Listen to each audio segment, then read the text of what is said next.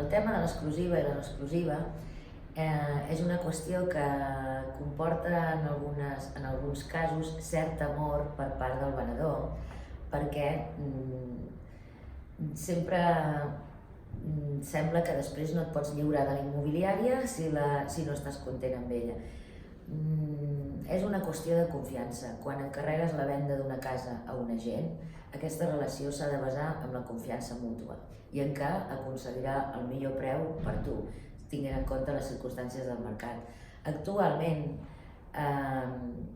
la col·laboració entre immobiliàries, entre diferents agents, és bastant comú i realment és millor confiar en un agent que et faci una bona gestió de la venda i, en tot cas, demanar que l'exclusiva sigui per un temps determinat.